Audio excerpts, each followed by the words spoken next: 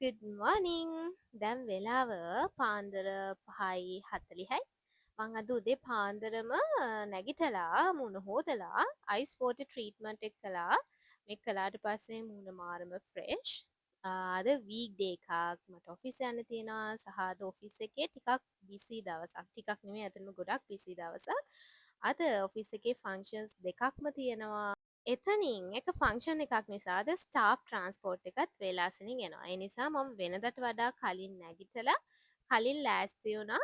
ඒත් එක්කම අද මූණ පොඩ්ඩක් ෆ්‍රෙෂ්ව තියෙන්න ඕන නිසා තමයි මම උදේම නැගිටලා අයිස් වෝටර් ට්‍රීට්මන්ට් එකත් කළේ. දවස පටන් ගන්න හොඳම විදිහක් තමයි මේ තමන්ගේ ආගමට අනුව ආශිර්වාද ගන්න එක. සදාකාලෙම හදේවීනෝ මව පැසිනා මගේ හිනෙම සොයාවා පැතුසේදා. සාරි අඳින ගර්ල්ස්ලට චුටි සීක්‍රට් එකක් මං කියන්නද? මං අද ඇඳ සාරි එක චුට්ටක් අර පිම්බෙනවා වගේ සාරියක්. ඒක නිසා සාරි ප්ලීට්ස් ටිකක් චුට්ටක් පිම්බිලා වගේ තියෙන. ඉතින් ඔයා අඳින සාරි එක පිම්බිලා වගේ තියෙන සාරි එකක් නම් ඔයාට හෙයා ස්ට්‍රේට්නර් එකක් තියෙනවා නම් ප්ලීට්ස් ටික මෙන්න මේ විදිහට ලස්සනට නීට් කරගන්න පුළුවන්. හෙයා ස්ට්‍රේට්නර් එකෙන් චුට්ටක් ඒ ප්ලීට්ස් ටික අයන් කළාම ඒක පිම්බෙන්නේ නැතුව හරිම නීට් විදිහට තියෙනවා.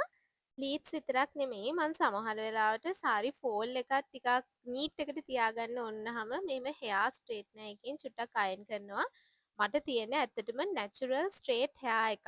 ඉතින් මම හෙයා එක ස්ට්‍රේට් කරනවට වඩා ඒ හෙයා ස්ට්‍රේට්නර් එකේ වැඩ ගන්නේ මගේ සාරි එක ඇඳාම. කොයිද උපමා ලොවේ කිසිදා අසානෑමා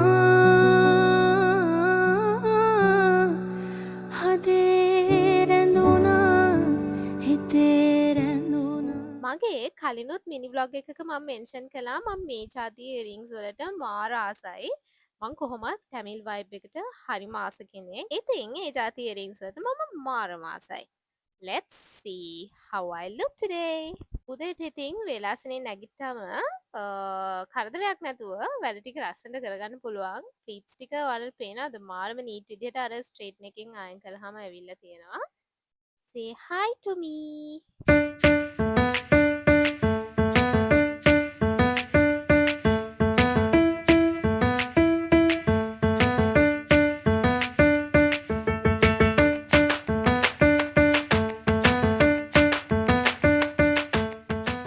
ෆස්ට් ෆංක්ෂන් එක ස්ටාර්ට් කළේ 8:00ට. දැන් අපි දෙන්න යන්නේ ඒකට.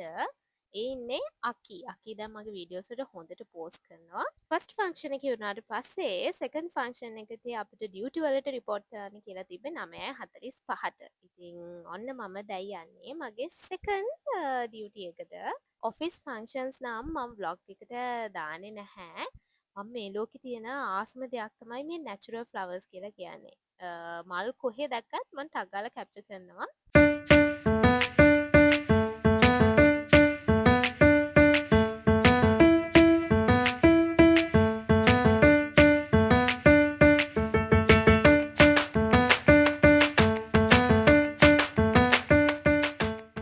After a long day, I'm finally home. උදේට ඉයරින්ග්ස් ටක් ගාලා ගන්න පුළුවන් වෙන්න මං ස්පොන්ජ් එකක තමයි ඒවා ටික ෆික්ස් කරලා තියෙන්නේ.